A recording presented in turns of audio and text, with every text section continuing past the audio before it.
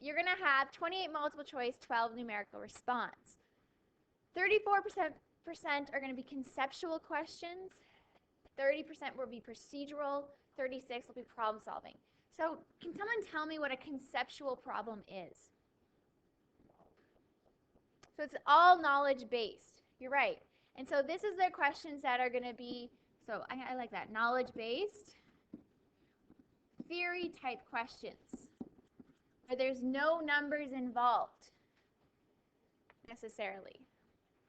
You might have to do some mathematical work. Yeah. So we'll look at some. I'll show you after. So like the whole like so if you look at this graph and the period change and the D change, which one of these graphs would resemble that? Okay. So that could be conceptual. So it's not necessarily with numbers, but it's more like you have an understanding of the theory behind it. Procedural, this is when you're actually doing your calculations. Now, rational expressions take up, rational expressions, you can't really ask too many questions that conceptually or problem solving based that are rational expressions. And so that means that they're going to choose 8 questions out of, one second. If they're going to pick 8 questions to be rational expressions, which is what they did last time, out of 40 questions, that's already 20% taken up by procedural, only 10% for all the other units. So that means all the other units are mostly going to be conceptual and problem solving, which are tough. Okay? And problem solving is your word problems, 36%. So you're going to have more questions. Yeah, it's split up to almost 30-30. It's almost one in 3 for each.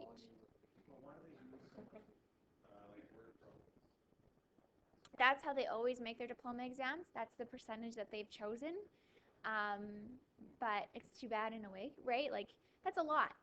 36% of 40 is 14 questions are going to be problem solving. 14 to 15 questions. That's a lot of reading, right? So you really need to prepare well because problem solvings are usually the toughest questions in that unit. And so we really want to do a lot of preparing for the diploma exam. Jesse, come grab a booklet. Okay, so emphasis. 17% are logic and reasoning. So everything, logic and reasoning is everything from set theory, counting methods.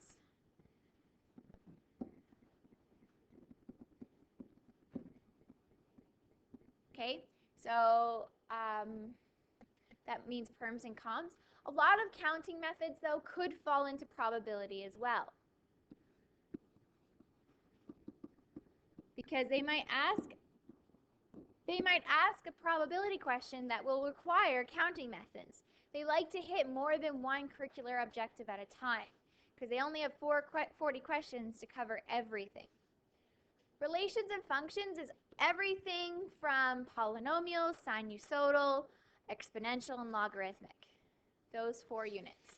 So all our graphing units. So 1 and 2 questions are going to be from the graphing units. That's 50%.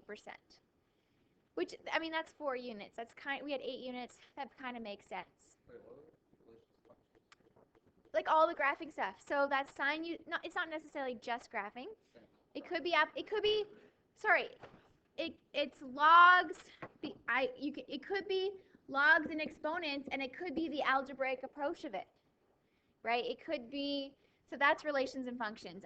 It could be polynomials or sinusoidal. Okay, sorry, if I just say graphing, you're just gonna forget that you still need to study all the log stuff. Okay, and if we have time, we'll do a research project in class. It's not tested on the diploma. That's good. Okay, so what we're going to do is we're actually going to start at set theory. We're not going to start with rational expressions today. We're going to start at the first page in your book. Well, Hobbs, all we have to do now is wait for the judges to award our poster first prize, and we'll be rolling in moolah and prestige. You know, we really ought to enter more contests. I never realized how much fun it is to win. But we haven't won yet. But we will. And then everyone will know how great we are. Don't they already? Oh, you know how people are. They only recognize greatness when some authority confirms it. I thought that was a good one for a diploma exam. Parallel. Little motivational speech. Dean lost, so it wasn't as fun. So logic and reasoning is actually a curricular objective. So the specific outcome, which is on your sheet but not on mine, is analyze puzzles and games that involve numerical and logical reasoning using problem-solving strategies. We did a lot of these in 20-2. I will go over them again over the next few weeks as well, but that they can show up on your diploma. So for example, a pattern of pictures is shown below. The first picture is the original. In each subsequent picture, each shaded square has stayed in the same place or moved to a square horizontally, vertically, or diagonally, adjacent to its previous location. The shaded square undergoes the same movement in each subsequent step. Determine the next picture in the pattern. Oh, we skipped that one? Yeah. I'll go back in a second. I'll go back. Okay, so are you starting with this guy? Where do you think he moved? Looking at all three. He goes up. Okay. So that's him. How about this guy right here? So stays. So he's a stay. Maybe I'll put an X for stay. Stay, stay. Okay, I have this guy. Where could he be going? Also stays. Looking here, all three. He stays. Okay, and this guy. So diagonal to the left. Down this way, down this way, down this way. So can you please draw the next square?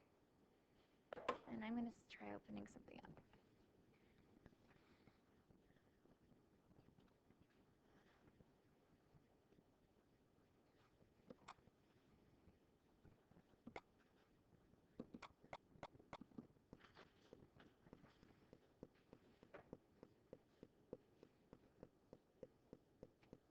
So draw it in the below, down below. Oh, sorry guys. Oh, the same one.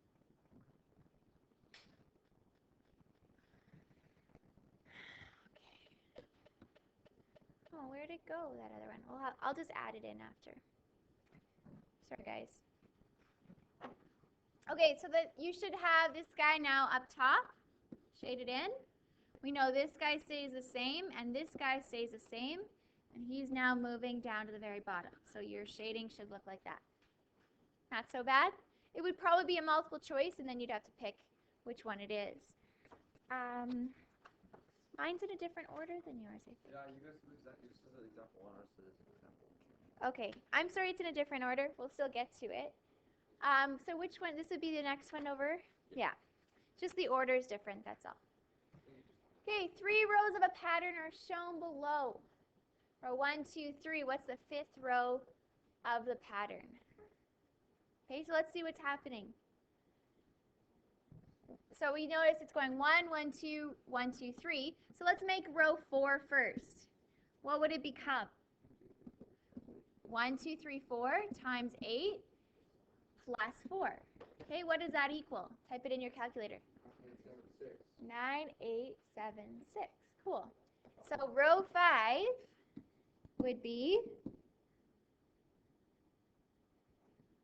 1, 2, 3, 4, 5 times 8 plus 5. What do we expect it will be? 98765. Yeah. Does it? Did you type it in? Okay.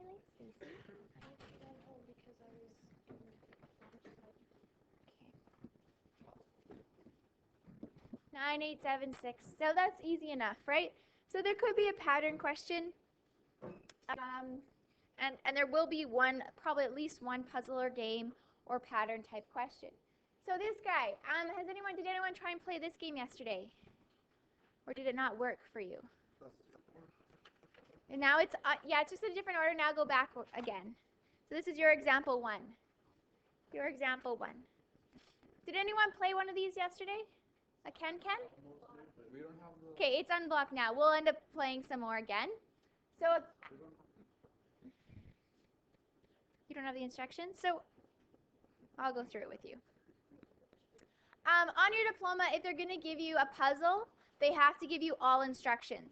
They can't assume that you know. Now, on your sheet, I didn't type it all in, but we'll go through it up here. Okay?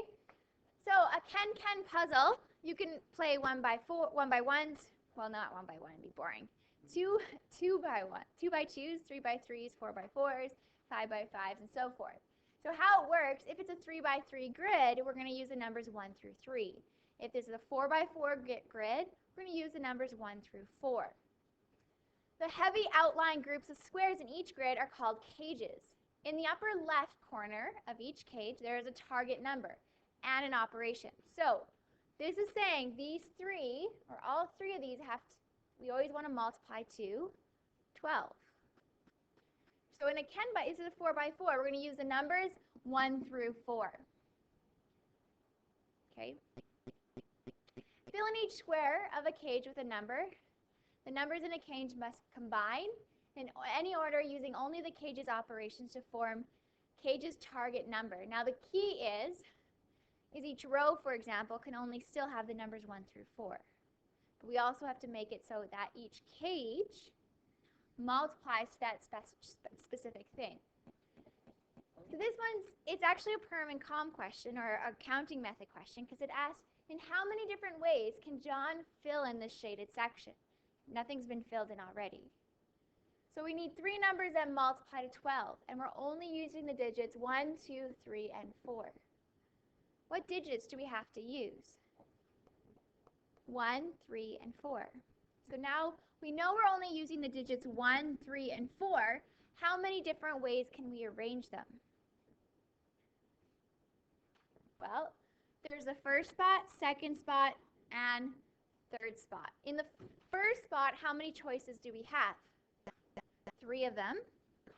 In the second one, if I've taken one of these away, 2 and then 1. So there's 6 ways.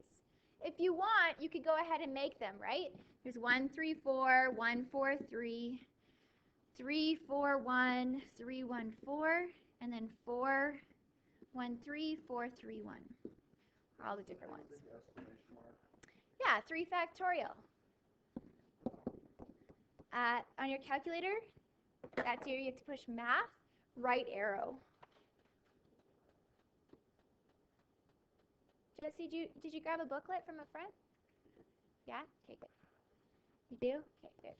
So 3 factorial would be 3 math. You have to go right arrow over to probability, and it's number 4. Okay, do you remember that? Left arrow. Did I say right? Sorry. Okay, example 4. So solve problems that involve application of set theory. What? Sorry, guys. I should have printed off the same one as me. Oh, yeah. Your example 5. Sorry again. I apologize. Oh. Oh, we'll have to go back to the other ones. Sorry, guys.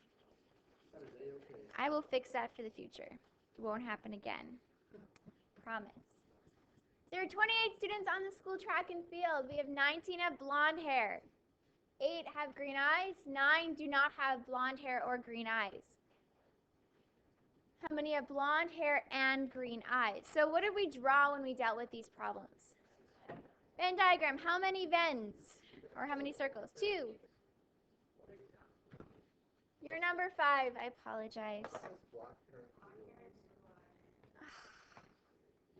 It won't happen again. Sorry. I opened the wrong one. Okay. So we're going to label them. We have blonde. You have blonde and black eyes. Black hair. Is the same numbers at least? Yeah. Okay, black hair, blue eyes. Sorry. Okay, black hair, blue eyes. So I'll just change this to black here. Blue, black, and blue, or blue. Okay, this 19 have black hair. Can you put the 19 in that circle? No, because this would be only black. So this would be 19 here. I'll put a 19 beside because I know that these two should add to 19. It says 8 have blue eyes. So again, would that be all of this? No. So again, we're going to put that in brackets. And it says 9 do not have black hair or blue eyes. Where would that go? On the outside. This is and when they have both. So if neither, this is 9 people don't have black or blue, it would be on the outside. Okay, what else do we know about this here? How many students are we dealing with? 28. 28 total students. So how many students have blonde hair and green eyes? So we want to find our overlap. So if we know we have a total of 28 in our universal set, that's the number in our universal set is 28. How could we figure out, first off, how many would be here in black or blue? How many would be in black or blue? How could you figure out a number in black or blue?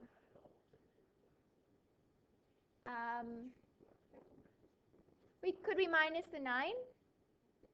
We know there's 28 total and 9 don't. So 28 minus 9, which is 19, are going to be black or blue. So now we need to figure out the overlap. So we know 19 total here plus 8, and then we're going to subtract away the 19 to get our overlap. Do you remember that? So we take our 19 plus our 8, and then we're going to take away, we know there should be a total of 19 only, and that will give us our overlap. What's 19 plus 8? 27 minus 19 is how many? 8. So this is how many are both. That would be our overlap. Once you know the total that's in here, right, we know this total, we add 19 plus 8 and subtract that total to figure out how much is the overlap. So then they all have black hair, and how many, oh no, they all have blue eyes, and 11 have only black hair. How many students have green eyes but not blonde hair? Oh, sorry. Blue eyes but not black hair. How many? None. 0. Right? This would be only blue eyes, not black hair. All right? Okay, so your next one, you have some extra ones which are really good.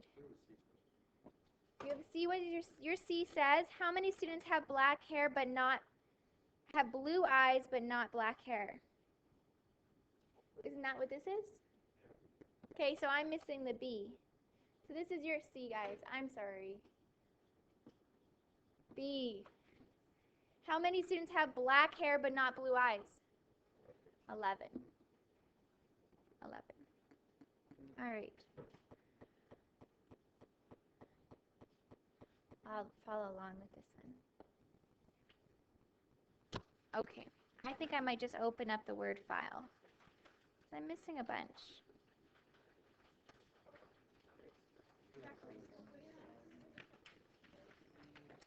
Okay, so let me just open up your file. Just 1 second.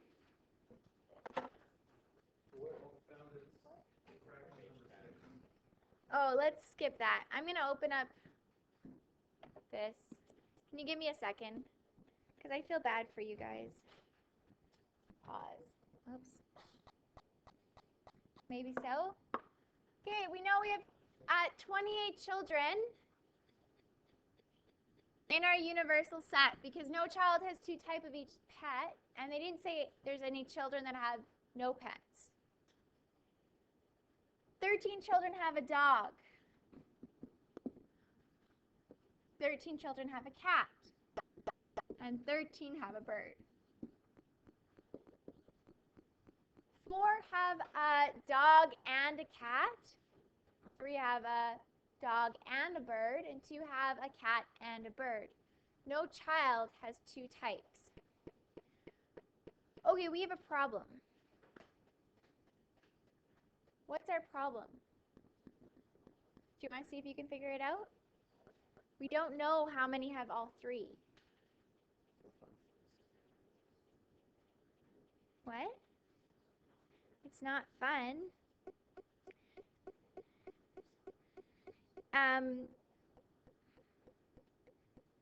This should say only. Sorry. 4 children have only 1 dog and 1 cat. There's a mistake in yours.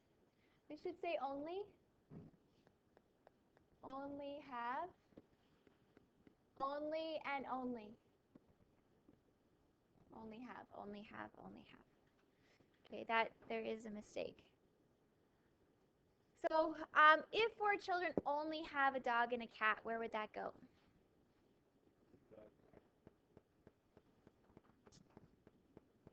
Right there, right? It had to be only because we don't know our overlap. 3 have only a dog and a bird. Dog and a bird. And 2 have only a cat and a bird.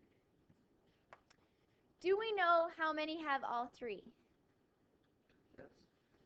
No. So what are we going to call that? The unknown. We're going to call it x. So this is where you would have to use that formula. So the formula that is the number in A, well, we'll use dog, cat, bird, I guess. B, C, D. B or C or D equals the number in B plus how many are in C plus how many are in D. Now, if we just add D plus C plus B, we keep adding that overlap. So we have to subtract the number in, let's go B and C, subtract the number in B and D, and subtract the number in C and D. Now if I subtract this off 3 times, we've actually subtracted this guy off an extra time, so we have to add him back. So plus the number in A and, oops, not A, there's no A's. B and C and D. Okay, so we covered this. Well, you covered this with Mr. Bohr. You need to know this. You might need to go back and review that lesson. Okay, so how many are in B or C or D? The or. How many total do we have? Someone tell me, how many are in B or C or D? How many? 28. Someone say 28? Okay, so 28 equals the number in B are 13 plus 13 for C, and the number in D are 13. Minus, how many are in B and C? B and C. Not just 2. Not 2x. We'd say x plus 2 because we normally add those. Okay, plus in B and D would be x plus 3, and we need the x plus 2. And then last, we need to add back this center overlap, which is an x. Is this coming back to it all? A little bit, no? Yeah, it's a long formula. So 28 equals, what's 13 plus 13 plus 13? 39. What are we going to do with this negative?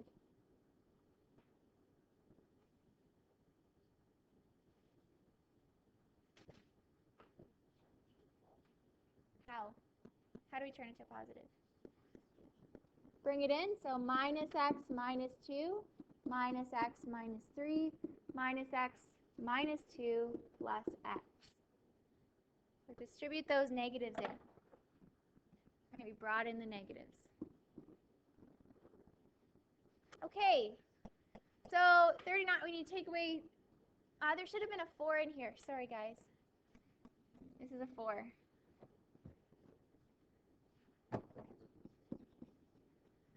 Okay, negative 2 minus 3 minus 4 is negative what? Negative 9. 39 minus 9 is 30. So we have 28 equals 30. And we have a negative x, negative x, negative x plus x. These guys cancel out. So we have a minus 2x. What's our next step? X by itself. So subtract 30 gives me negative 2. And then divide by negative 2. X is 1. X is 1. Okay, so that would have been our overlap. So now you can figure out everybody else. How many would be here then? So 13 total. So 4, 5, 6, 7, 8 now. So how many left over? Subtract, yeah, which is 5. 4, 5, 6, 7. 13 minus 7. Wait, did I subtract there wrong? 4, 5, 6, 7, 8. What's, yeah, 13 minus 8 is 5, right? Okay, good. Cool. 13 minus 7 then would be 6. And 13 minus 6 would be 7? Yeah. Okay, so your question, does it say how many children have a cat, a dog, and a bird? Yeah. 1. How many children have only one pet? 5 5 plus 6 plus 7, which is 18. 18.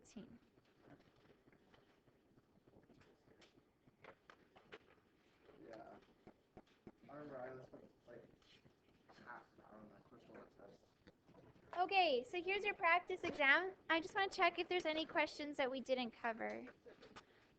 Guys, do you mind if I go through this one really quick? It's not in your book, but it's on your it is in your practice? This one?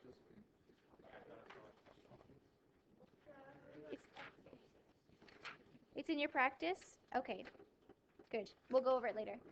So you have about, I don't know, see how long it takes, and then we're going to go over the practice. I'll let you work through the practice right now.